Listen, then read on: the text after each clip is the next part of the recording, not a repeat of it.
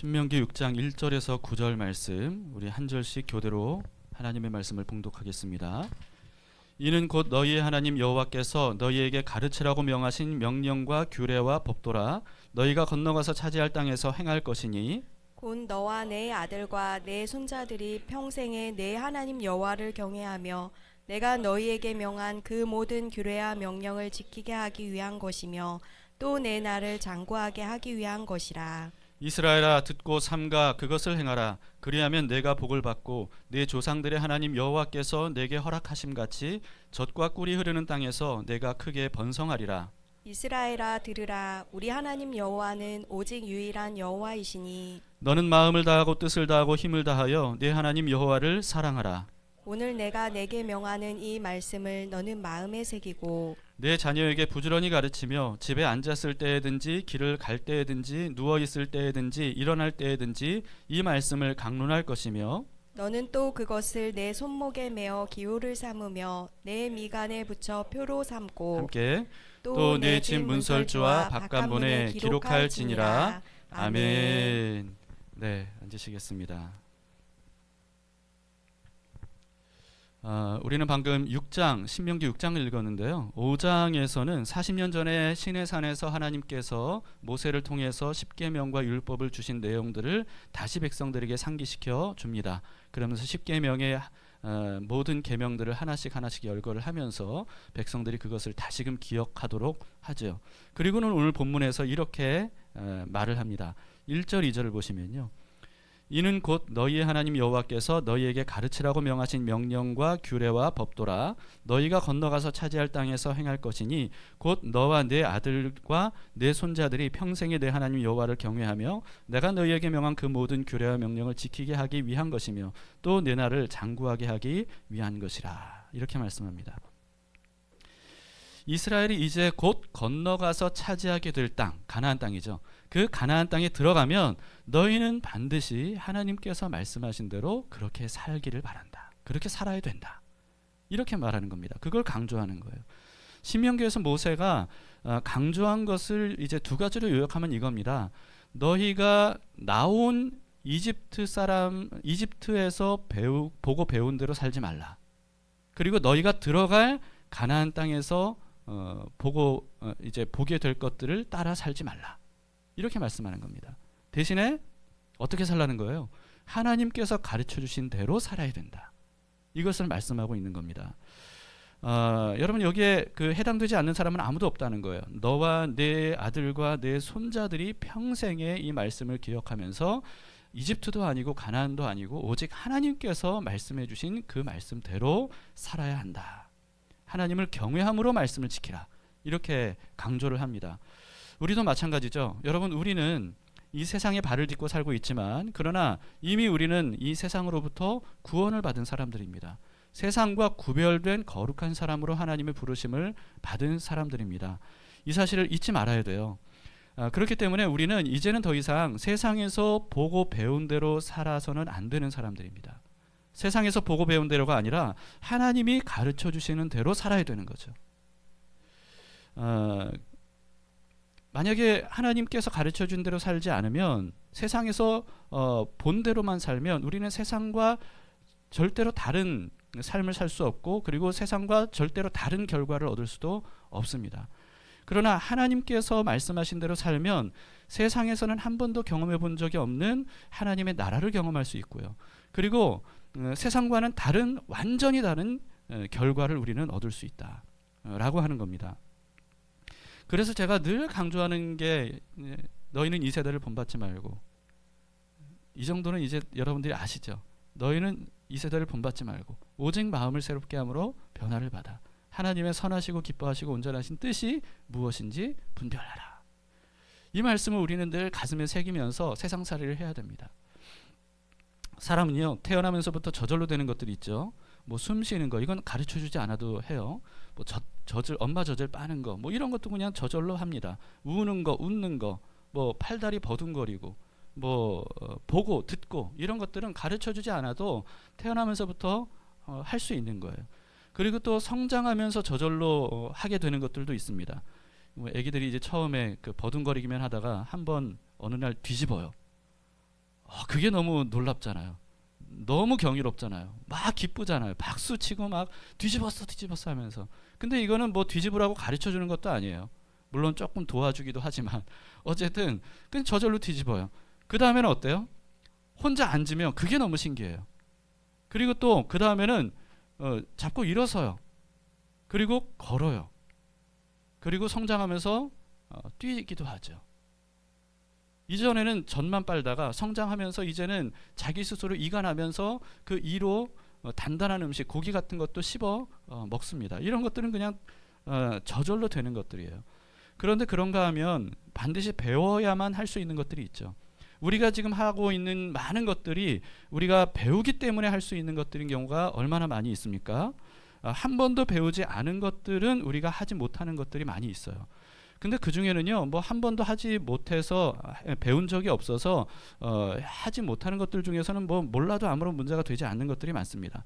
근데 어떤 것들은요, 반드시 우리가 배워야 되고 반드시 알아야 되고 반드시 습득해야 되는데도 우리가 배우지 못해서 못하는 것들도 있다 하는 거죠. 저 같은 경우는 아직 수영을 잘 못해요. 수영을 빨리 배워야 되는데. 수영 같은 것도 이게 정말 굉장히 그 뭐 이렇게 취미 생활 정도가 아니라 아주 중요한 거잖아요. 그리고 또 응급처치법, 뭐 소화기 사용법, 비상시 대피 요령이라든가 뭐 이런 것들은 생명과 직결되는 것이기 때문에 미리 배워놓지 않으면 그러면 정말 유사시에 정말 필요할 때 그걸 그 수행하지 못해서 큰 참변을 당하기도 합니다. 그렇기 때문에 이런 것들은 미리 좀 배워야 되는데 저도 어떻게 하면 우리 교회에서 이런 것들을 좀 같이 배울 수 있는 기회가 있을까, 그 방법을 좀 찾아보고 있는 중이에요. 그래서 혹시 나중에 기회가 되면 이런 것들도 직접 우리 교회에서 하나씩 배워보면 좋겠다 싶습니다. 근데 그 중에서 가장 중요하지만 가장 천대받는 것 중에 하나가 성경이 아닌가 싶어요. 성경. 여러분, 성경은 사람이 뭐 알면 좋지만 몰라도 괜찮은 그런 게 아니에요. 모든 사람들이 반드시 알아야 되는 진리들이 기록된 것이 바로 이 성경입니다. 근데 대부분 그렇게 생각하지 않죠. 뭐 별로 중요하게 생각하지 않습니다. 근데 국영수는 어때요? 국영수 뭔지 아시죠? 국어, 영어, 수학. 국어, 영어, 수학은 중요해요, 안 중요해요? 중요해요. 예, 중요해요. 우리가 학교 다닐 때는 국영수 지긋지긋해가지고 이제 졸업하면 다시는 안 보고 싶은데 엄마 아빠가 되면 어때요? 아이들한테 강조하는 게 국영수예요. 국영수 중요하다. 그래서 정말 이 국영수는 얼마나 어렵고 또 얼마나 재미없어요. 또 얼마나 배울 게 많아요. 그런데도 불구하고 오랜 기간 동안 그것을 집요하게 공부하도록 하고, 그리고 또 이걸 습득하기 위해서라면 뭐 굉장히 비싼 돈을 들이기도 하죠. 뭐 강남에서는 뭐 어마어마하게 사교육비를 들이더라고요. 그런데 그렇게 가르치려고 하고 그렇게 배우려고 하는 국영수, 근데 이거를 그렇게 했는데도 불구하고 잘 모른다. 그러면 누구를 탓해요? 공부 안 한 자기를 탓해요. 그렇죠? 내가 공부를 잘 안 해가지고 열심히 안 해서 내가 이거를 잘 모른다고. 근데 성경은 어떻습니까? 성경은 사람들이 그렇게 얘기해요. 너무 어렵다. 읽을 수가 없다. 그냥 금방 중단해버려요. 너무 재미없다. 그렇게 말해요. 무슨 말인지 모르겠다. 그리고 또 너무 두껍다. 이렇게 말해요. 그래서 멀리해요. 포기해요. 가까이 하려고 하지 않아요. 그러면서 성경 잘 모르는 것에 대해서는 자기 탓을 하지 않아요. 성경이 너무 두껍고 어려우니까 그렇다고. 쉽고 재밌게 가르쳐주는 사람이 없으니까 그렇다고. 내가 너무 바빠서 성경을 읽을 시간이 없다고. 또 자신은 책 같은 거는 읽는 취미가 없어서 그래서 성경을 읽지 않는다고. 우리는 그렇게 말을 합니다. 그러나 어떤 이유에서든요, 여러분, 성경을 배우고 익히지 않으면 성경만 알려줄 수 있는 인생의 가장 중요한 진리들을 알 수도 없고 깨우칠 수도 없다 하는 겁니다. 이런 것들은 사람이 저절로 깨우치는 게 아니에요. 반드시 배워야 되는 거예요. 그런데 이것을 성경을 통해 배우지 않으면 알 수가 없는 거죠. 내가 누구인지, 내가 어디로부터 왔는지, 내가 어떻게 살아야 되는지, 내가 어디로 향해 가고 있는 건지, 인생의 문제는 무엇인지, 그 인생의 문제의 근본 해결 방법이 무엇인지, 이런 것들에 대해서는 국영수가 알려주지 않아요. 알려줄 수 없어요. 철학, 과학, 종교, 역사, 심리학, 이런 것들에 사람들이 각광을 받고 있지만, 그러나 이런 것들이 아무리 사람들의 각광을 받는다 할지라도 이런 것들이 이와 같은 근본 사람들이 알아야 될 진리들을 알려주지 못한다는 겁니다. 뭐 얼마 전부터 인문학 열풍 해가지고 많은 사람들이 인문학을 가까이 하면서 많은 유익을 얻고 있지만, 분명히 이 모든 학문들은 유익합니다. 유익하지만 그러나 한계가 있어요. 사람이 반드시 알아야 되는 이와 같은 근본 인간 문제에 대해서는 전혀 가르쳐주지 못한다는 거죠. 이런 것들은 오직 사람을 창조하신 하나님만이 가르쳐줄 수 있는 겁니다. 그래서 하나님께서 우리에게 계시를 통해서 성경을 우리에게 주신 거예요. 그러니 여러분, 이 성경을 우리가 읽고 배우지 않으면 그러면 어디서도 이와 같은 근본적인 답을 얻을 수가 없다는 거죠. 사실 인류의 모든 인생 문제의 대부분은요, 성경을 모르거나 알아도 무시하기 때문에 발생되는 것들입니다. 물론 뭐 이것을 부인하는 사람들이 많을 거예요. 뭐 무슨 뭐 그런 말도 안 되는 소리를 하냐. 그러나 여러분, 성경을 알면 알수록 그 사실을 부인할 수가 없더라고요. 성경을 모르니까, 그러니까 이 사실을 모르는 거예요. 근데 성경을 알면 알수록 진짜 인생의 모든 문제는 성경을 모르거나 이 성경 말씀을 무시하기 때문에 일어나는 일들이구나. 그것을 부인할 수가 없습니다. 성경을 모르면 인생 문제 근본적인 원인이 뭔지를 몰라요. 원인을 알지 못하기 때문에 이 해결 방법도 전혀 알 수가 없는 거죠. 오직 성경만이 이와 같은 것들을 명확하게 알려줍니다. 그리고 감사하게도 이 인생 문제 근본적인 문제 해결 방법까지도 성경은 우리에게 확실하게 명확하게 알려주고 있다라고 하는 거예요. 성경을 어렵다고 하지만요, 성경이 더 어려워요, 국영수가 더 어려워요? 여러분, 성경이 어렵다고 생각하십니까? 뭐 고등학교까지는 갈 것도 없고 중학교 국영수가 더 어려운 것 같습니까? 물론 둘 다 어렵죠. 맞습니다. 둘 다 어려운데요, 중학교 수준의 국영수보다 성경이 어렵다고 말할 수 없어요.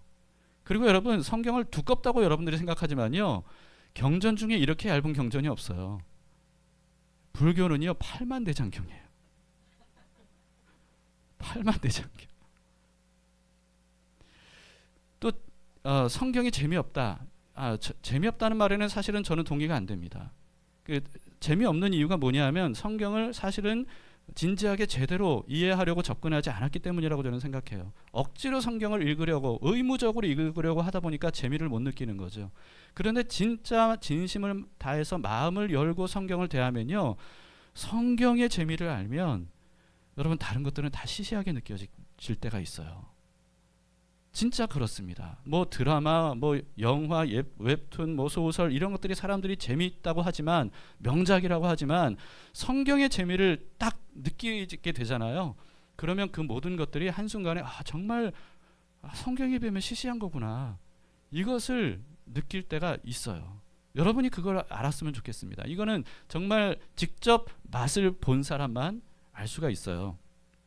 이 맛을 아는 시인이 이렇게 노래했어요. 시편 119편 103절에 주의 말씀의 맛이 내게 어찌 그리 단지요, 내 입에 꿀보다 더 다니이다, 이렇게 고백했어요. 이게 무슨 뜻인지 여러분 아셔야 돼요. 이게 무슨 뜻인지 이 시인의 이 고백에 공감하시는 분들은 진짜 복 있는 사람들입니다. 이 시편 119편에서는요, 이 말씀뿐만 아니고요, 그래서 그 하나님의 말씀은 수많은 금은 보화보다 자신이 더 좋아하고 더 사랑한다, 이런 고백들도 있어요. 우리 모두가 이와 같은 말씀의 맛을 직접 알고 이와 같은 고백을 할 수 있게 되기를 바랍니다. 네, 그리고 4절부터 9절은요, 유대인들이 가장 중요하게 여기는 말씀이에요. 이 본문을 뭐라고 명칭을 하냐 하면 쉐마라고 해요. 쉐마라고 하는 말은 들으라, 이런 뜻이에요. 들으라. 유대인들은 우리가 예배 시간에 이제 오늘도 주기도문으로 예배를 시작했잖아요. 그러면서 의식적으로, 그러니까 예배 의식 중에 하나로 주기도문 또는 사도신경을 암송합니다. 그런 것처럼 유대인들은요, 지금까지도 수천 년 동안 매일 아침과 저녁에 이 쇠마를 암송하는 의식을 행한다는 거예요. 그리고 아이를 낳잖아요. 아이를 낳으면 아이에게 가장 먼저 가르쳐주는 말이 뭐냐 하면 쉐마예요. 이 쉐마 4절부터 9절의 말씀, 이것을 아이들에게 가장 먼저 가르친다고 합니다.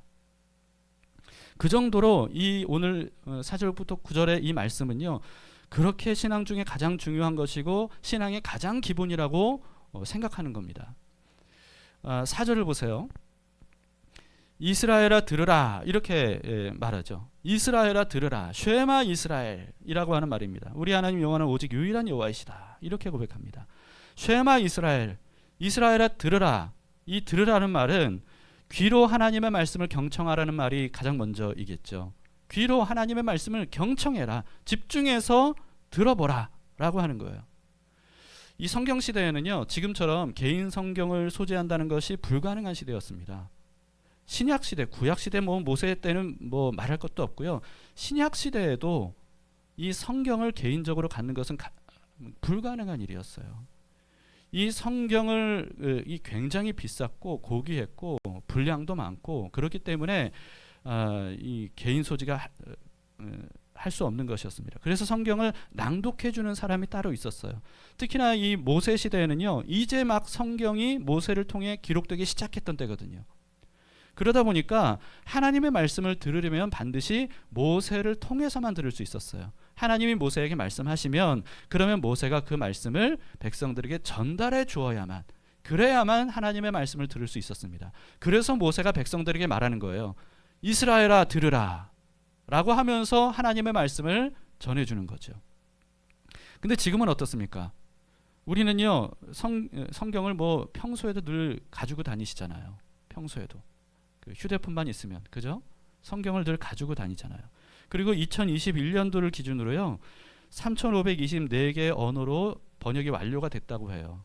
그리고 이 번역 속도가 굉장히 가속도가 붙어가고 있습니다. 그래서 33년도가 되면은 그 모든 언어, 아주 작은 소수 민족의 언어로까지도 다 번역이 될 거다, 이렇게 전망을 하고 있습니다. 우리나라 한글 번역본, 한글로 번역된 종류만 해도요, 제가 아는 것만 해도 11종이에요. 11가지 한글로 번역된 성경만. 그러니 여러분, 이제는 누구나 자신의 언어로 된 성경을 직접 소지하고 직접 언제든지 읽을 수 있는 그런 시대다라고 하는 거죠. 그리고 성경을 설명해 주는 책이 얼마나 많은지 몰라요. 원하기만 하면 성경을 배울 수 있는 채널들은 너무나도 많습니다. 유튜브 하나만 보더라도요, 거기에 얼마나 성경을 잘 가르쳐 주는 그와 같은 사람들이 많은지 몰라요. 물론 유튜브 정말 조심해야 됩니다. 여러분, 잘못된 가르침들도 굉장히 많고요. 특히 이제 무료 기독교 영화라고 이렇게 나오는 것들이 있어요. 조심하셔야 됩니다. 전능신교라고 아세요? 중국에서부터 시작된 이단 사이비 단체인데요. 전능신교가 그렇게 유튜브에 무료 기독교 영화라고 하면서 많이 올려요. 그런 거 절대로 여러분들 보시면 안 됩니다. 분별하기 어려우면 제가 하나를 추천해 드릴게요. 검증된 기독교 콘텐츠들을 모아놓은 퐁당이라고 하는 게 있어요. 퐁당. 어렵지 않죠? 앱으로 여러분들이 퐁당으로 검색하셔도 되고, 컴퓨터로도 퐁당이라고 검색하시면 여러분들이 보실 수 있습니다. CGN에서 만든 기독교계의 넷플릭스라고 보시면 돼요. 이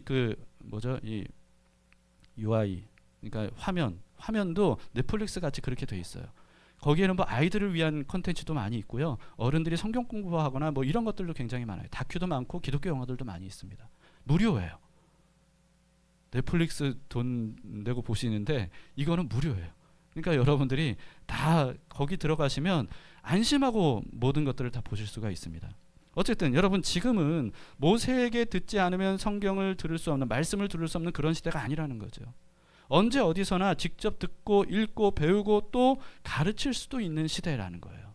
그러니까 여러분, 우리가 얼마나 많은 복을 받은 그런 사람들입니까? 이런 복된 시대를 살아가고 있는 우리들이 그걸 마음껏 누려야 되지 않겠어요? 여러분, 이걸 마음껏 누리세요. 성경을 가까이 하시고 성경을 배울 수 있는 방법이 너무나도 많이 있기 때문에 우리가 그것을 마음껏 누릴 수 있기를 바랍니다. 또 쉐마 이스라엘, 들으라 이스라엘이라고 하는 말씀은요, 그냥 귀로만 들으라는 뜻으로 끝나지 않아요. 말씀 들은 대로 행하라 라고 하는 거죠. 물론 우리가 말씀대로 행하려면 가장 중요한 것은 말씀을 알아야 돼요. 말씀을 읽고 듣고 배워야 돼요. 이게 가장 먼저입니다. 근데 그게 다가 아니라는 거예요.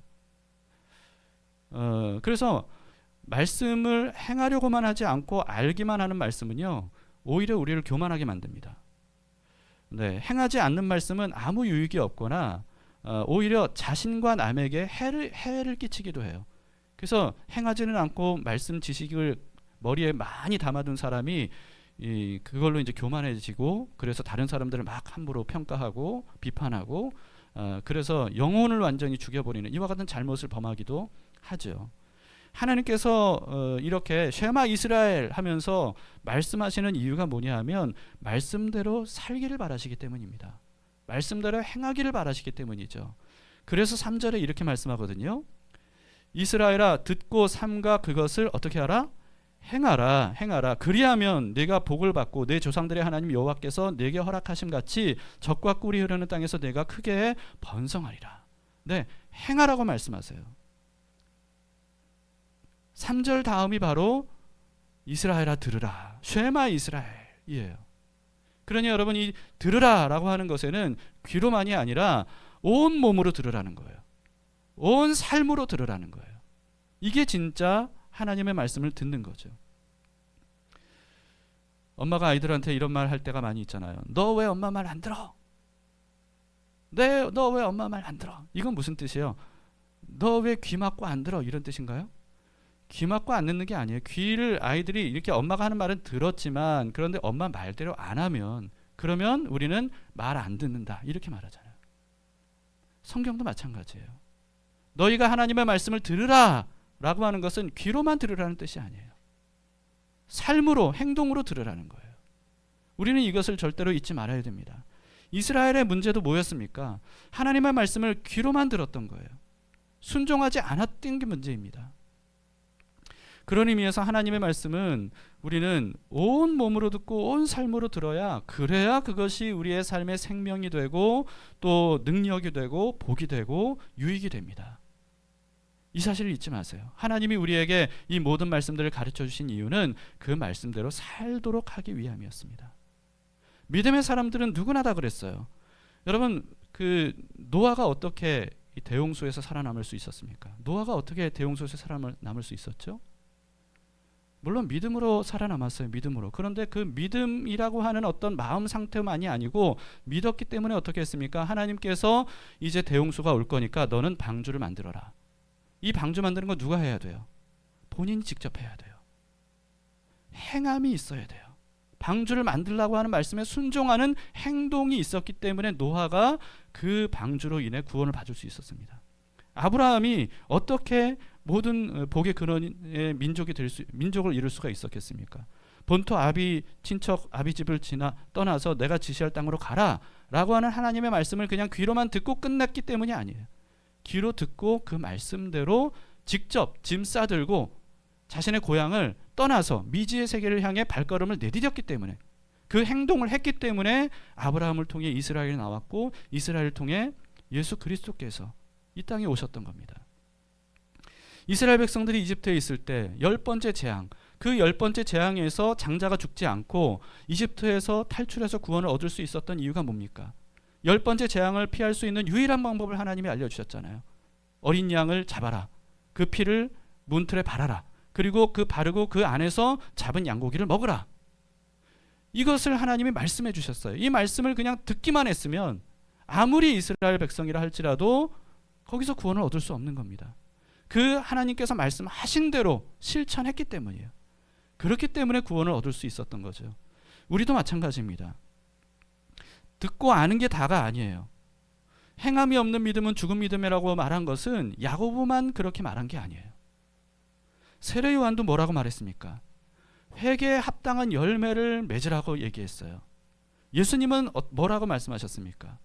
열매로 그 나무가 어떤 나무인지를 안다. 이렇게 말씀하셨어요. 그리고 바울도요. 누구에게 순종하든지 순종하는 대상의 종이 되는 줄 너희가 알지 못하느냐. 이렇게 말했습니다. 무슨 뜻이에요? 죄에게 순종하면 사망에 이르고 말씀에 순종하면 너희가 의에 이른다. 이런 뜻이에요. 아무리 주여 주여 하고 예수님을 믿는다라고 하지만 그러나 네가 누구에게 순종하고 있는지를 그것을 파악해봐라. 주여 주여 하지만 너의 주가 죄라면, 탐욕이라면, 교만이라면, 재물이라면, 그렇다면 너는 죄의 종이다. 그러면 사망에 이른다. 반면에 하나님의 말씀, 그 말씀을 따라 살면 너는 하나님의 종이고 그로 인해 의에 이르게 된다라고 하는 것이죠. 근데 우리는 순종이라고 하는 말에 본능적으로 이 거부감을 느낄 때가 참 많이 있어요. 오래전에도 우리 교회에서 존 비비어의 순종이라고 하는 제목의 책을 우리가 함께 읽은 적이 있었습니다. 그런데 그 책을 너무 싫어하시더라고요, 다들. 진짜 저한테도 실제로 그런 말씀을 하셨어요. 너무 싫다고. 이 책 읽고 싶지 않다고. 그랬어요. 왜냐하면 순종이라고 하면 억압, 굴욕, 굴종 뭐 이런 것들이 생각이 나잖아요. 물론 사람에 대한 순종은 그럴 수 있어요. 왜냐하면 사람은 그런 것들을 통해 억압, 굴종을 요구하니까요. 순종하라라고 하는 건 그런 뜻이기도 해요. 그러나 하나님 말씀에 순종하는 건 전혀 그런 게 아닙니다. 왜냐하면 하나님의 모든 말씀은 우리를 위한 말씀, 우리를 사랑하셔서 우리를 위해 하시는 말씀들이기 때문에 그래요. 너를 사랑해서 널 위해 하는 말이야. 여러분 이거 많이 들어보셨죠? 누가 많이 하는 말이에요? 엄마 아빠가 자녀들에게 널 위해 하는 말이야. 널 사랑해서 하는 말이야. 물론 부모는 자녀를 사랑하죠. 그런데 부모에게는 한계가 있어요. 부모의 사랑도 한계가 있고 그리고 부모의 능력도 지혜도 한계가 있어요. 그렇기 때문에 다 너를 위해 하는 말이야 하는 그 말이 사실은 자녀에게 유익이 되지 못하는 경우도 많이 있습니다. 오히려 자녀에게 해를 끼치는 경우도 많이 있어요. 그리고 부모는요, 다 너를 위한 말이야 라고 하지만 사실은 알고 보면 가슴속 깊이 자녀보다는 자기를 위한 말일 때도 있습니다. 이게 바로 사람의 이 근본적인 이 어떤 한계예요. 근데 하나님은 어떠세요? 하나님은 다릅니다. 하나님은 이 세상에 가장 훌륭한 부모보다도 더 우리를 사랑하세요. 더 우리를 사랑하십니다. 하나님의 존재 자체가 사랑이시잖아요. 그리고 어떤 부모보다 우리를 가장 잘 아세요? 여러분, 오은영 박사보다 하나님이 우리를 더 잘 아세요. 이걸 여러분들이 아셔야 돼요. 이걸 믿으셔야 됩니다. 하나님은 우리의 과거, 현재, 미래를 다 아셔요. 그리고 우리의 마음과 생각과 가슴속 깊은 동기까지도 하나님은 다 아세요. 그래서 하나님은 우리에게 지금 현재 가장 필요한 게 뭔지, 가장 좋은 게 뭔지, 가장 유익한 게 뭔지 그것을 알고 계세요. 그렇기 때문에 그것을 우리에게 말씀하시는 거예요. 하나님은 우리에게 가장 필요하고 좋은 것들을 알려주시는 분이십니다. 이것을 믿어야 됩니다. 여러분, 하나님이 그런 분이라는 것을 우리가 믿는다면 하나님 말씀에 순종하지 않을 이유가 없겠죠. 하나님 말씀에 순종하지 않을 이유가 없습니다. 전지하지도 않고 전능하지도 않은 내 생각, 내 욕구, 내 마음, 내 소원. 여러분, 이걸 따라 살겠습니까? 아니면 나를 가장 사랑하시고 나보다 나를 더 사랑하시고 그리고 나보다 나를 더 잘 아시고 내가 하지 못하는 것을 다 하실 수 있는 그분께서 말씀하시는 그 말씀대로 사시겠습니까? 하나님을 믿는다는 것은 내 생각, 내 마음, 내 판단보다 하나님의 생각과 하나님의 계획과 하나님의 말씀을 더 믿는 것. 이게 바로 성경에서 말씀하고 있는 믿음이에요. 그런 믿음을 가지라는 겁니다. 그래서 때로는 하나님의 말씀이 내 생각과는 완전히 정반대일 수 있어요. 그럼에도 우리가 따라야 되는 것은 내 생각이 아니라 하나님의 말씀이에요. 이스라엘 백성들이 광야에 갈 때도 그랬을 겁니다. 불기둥 구름기둥이 어느 날은 떠올랐어요. 그리고 가는데 가나안 땅은 저쪽인데 엉뚱한 방향으로 그 불기둥 구름기둥이 인도해 갈 수 있다는 거예요. 가나안은 저쪽인데 그러면 어떻게 해야 돼요? 내가 생각하는 가나안 저쪽으로 가야 된다 해서 이쪽으로 가야 되겠습니까? 불기둥 구름기둥이 인도하는 곳을 가야 되겠습니까? 불기둥 구름기둥이 가는 곳을 따라가야 되는 거예요. 그래야 광야에서 살아남을 수 있고 그래야 가나안 땅에 들어갈 수 있는 겁니다. 양들이 자기의 판단을 따라가면 안 돼요. 목자가 사막의 음침한 골짜기 같은 어두침침한 골짜기로 들어가면 가장 안전한 곳은 그 목자의 뒤를 따라가는 거예요. 거기가 무섭다고 내가 생각하는 가장 안전한 곳으로 가겠다고 도망쳐가면 거기서 죽을 수밖에 없는 겁니다. 그래서 여러분, 하나님께서 우리에게 하시는 말씀에 순종하는 것, 이것은 그렇게 할 수 있는 것은 정말 놀라운 복입니다. 하나님이 우리에게 말씀하시는 그것을 우리가 안다 하는 것, 그래서 그 말씀대로 하면 된다 하는 것을 아는 것은 너무나 큰 복이에요. 그래도 하나님 말씀대로 순종하는 거 쉽지 않죠. 쉽습니까? 어렵습니까? 알긴 아는데 순종하는 게 쉽습니까? 어렵습니까? 어렵죠. 근데 여러분, 순종을 가장 쉽게 하는 방법이 있습니다. 그 방법을 오늘 본문에서 모세가 우리에게 가르쳐주고 있어요. 4절 5절을 보세요. 같이 읽어봅시다. 시작. 이스라엘아 들으라. 우리 하나님 여호와는 오직 유일한 여호와이시니 너는 마음을 다하고 뜻을 다하고 힘을 다하여 내 하나님 여호와를 사랑하라. 이렇게 말씀합니다. 사실 이 4절 5절에도 참 말씀드리고 싶은 내용들이 참 많이 있는데, 여기 오직 유일한 여호와, 이것도 굉장히 신비로운 단어예요. 우리는 유일한 여호와, 그렇지 하나님은 유일한 분이지, 이렇게 쉽게 넘어가지만 이게 원어가 에하드라고 하는 원어거든요. 에하드, 이게 무슨 뜻이냐면요, 모여서 하나 된 상태를 의미해요. 연합된 상태. 그러니까 이 유일한 여호와다, 이거는 단일한 여호와다 이런 뜻이 아니에요. 연합된 여호와다 이런 뜻이에요. 이게 참 놀랍죠. 아무튼 뭐 이것도 기회가 있으면 좀 자세히 말씀드렸으면 좋겠고요. 그리고 뭐 6절부터 9절까지도 참 설명드릴 게 많은데, 오늘 제가 좀 집중해서 말씀드리고 싶은 것은 이 모든 하나님의 말씀을 가장 쉽게 우리가 순종하는 법, 가장 기쁘게 순종하는 법, 거기에 집중하고 싶어요. 그게 뭡니까? 여호와를 사랑하는 거예요. 하나님을 사랑하는 것. 여러분, 하나님을 사랑하면 순종은 너무 쉬워요. 왜냐하면 순종하고 싶어지거든요. 자발적으로 순종하고 싶은 열정이 막 샘솟게 됩니다. 어떻게 그렇습니까? 여러분, 누군가와 사랑에 빠졌을 때 있으셨나요? 진짜 사랑에 빠졌을 때 그때를 한번 돌이켜 보세요. 정말 까마득하게 먼 옛날처럼 느껴지더라도 한번 생각해 보세요. 기억해내 보세요. 그때 어떤 그 추억, 감정들. 사랑에 빠지게 되면요, 이 상대방의 말 한마디, 작은 눈빛과 몸짓 하나에도 아주 민감해져요. 그리고 그 사람이 그렇게 말한 게 무슨 뜻일까? 그 사람의 그와 같은 표정이 어떤 의미일까? 이거를 막 시도 때도 없이 생각하고 묵상하고 돌이켜보고 해석하고 이렇게 됩니다. 그리고요, 그 사람이 좋아하는 게 뭘까? 이걸 알고 싶어요. 그리고 좋아하는 걸 알면 어떻게 해요? 그 좋아하는 걸 해주고 싶어요. 그리고 그 사람이 싫어하는 게 뭘까? 이걸 생각해요. 그래서 그 사람이 싫어하는 거, 그거를 피하고 싶고 고치고 싶고 그 사람에게 들키고 싶지 않고, 이런 마음이 듭니다. 내가 좋아하는 음식은 된장찌개인데 그 사람이 좋아하는 거는 파스타예요. 그러면 어디로 가요? 나도 파스타 좋아해요 하면서 파스타 집에 가는 거예요. 이게 사랑이에요. 그 사람이 웃으면 내 기분이 좋아요, 나빠요? 좋죠. 그 사람이 슬퍼하면 나한테는 아무 일 없는데 그 사람이 슬퍼하면 나도 슬프고 가슴이 아파요. 이게 사랑입니다. 그 사람이 말하는 대로 하고 싶어요. 그리고 사랑하면요, 그 사람이 말하기 전에 그 사람이 원하는 것을 알아내고 싶고, 그리고 그걸 해주고 싶어요. 이게 사랑입니다. 그래서 사랑은요, 자발적으로 그 사람의 종이 되게 해요. 근데 종이라는 말도 우리는 너무 이제 알레르기를 일으키는 말인데, 그런데 사실 우리는 사랑에 빠지면 자발적으로 종이 돼요. 그리고 행복한 종이 돼요.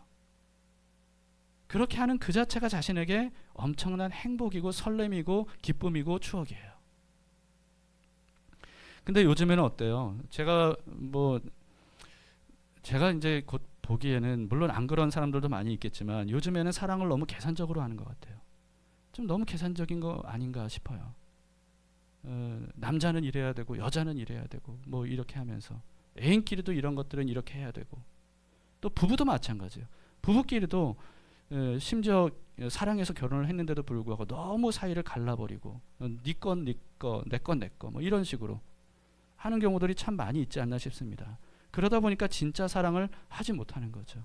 이 자발적인 순종의 기쁨을 맛볼 기회를 너무나도 많이 잃어버리는 시대가 아닌가 싶습니다. 진짜 사랑하면 어때요? 자발적으로 순종해요. 그래서 바울은 이런 유명한 말을 했습니다. 로마서 13장 10절에 사랑은 이웃에게 악을 행하지 아니하나니 그러므로 사랑은 율법의 완성이니라. 여러분, 율법의 완성이라는 것, 사랑이 율법의 완성이라는 것은요, 무슨 뜻이냐면 율법 조항들을 몰라도 자기도 모르는 새 다 지키게 된다는 거예요. 왜? 사랑하니까. 여러분, 하나님을 사랑하면 우상을 섬기겠어요? 우상을 만들겠어요? 하나님을 사랑하면 하나님의 이름을 함부로 말하겠어요? 조롱하겠어요? 하나님을 사랑하면 안식일에 대해서 아무렇지도 않게 자기가 하고 싶은 대로 하겠어요? 하나님께 집중하는 그 하루를 얼마나 기다리고 고대하고 하나님과의 만남을 얼마나 설레어하면서 그 만남을 위해 준비하겠어요? 하나님을 사랑하면. 사람을 또 마찬가지예요. 사람을 사랑하는데 어떻게 도둑질을 해요? 그 사람을 사랑하는데 어떻게 그 사람을 괴롭히고 학대하고 살인하고 빼앗고 그렇게 하겠어요? 그래서 사랑하면 율법 조항 몰라도 알아서 지키는 거예요. 그래서 사랑이 율법의 완성이라는 거죠. 예수님도 그래서 이렇게 말씀하셨습니다. 요한복음 14장 15절에 너희가 나를 사랑하면 나의 계명을 지키리라. 이것은 너희가 날 사랑하니 그렇다면 내 계명 지켜, 이런 뜻이 아니에요. 사랑하면 자연스럽게 예수님의 말씀대로 한다는 거죠. 우리의 문제는요, 율법을 지킬 능력이 없는 게 아닙니다. 충분히 사랑하지 않는 거예요. 이게 우리의 문제입니다. 하나님을 사랑하지 않으니까, 그러니까 1계명부터 4계명을 우리는 지키지 못하고 지키기 어려워하는 것이고, 그리고 사람을 사랑하지 않으니까, 충분히 사랑하지 않으니까, 그러니까 5계명부터 10계명을 우리가 어기게 되는 겁니다. 바울은 사랑이 없으면 어떤 말도 행위도 엄청난 재능과 은사도 아무 유익이 없고 아무것도 아니라고 했습니다. 그게 사실이에요. 그런데 사랑이 있으면, 그러면 모든 것들이 다 유익하게 되고, 재능도 거기에 사랑이 더해지면, 은사도 거기에 사랑이 더해지면, 지식도 거기에 사랑이 더해지면, 그러면 그것이 가장 큰 은사가 된다 하는 것이죠.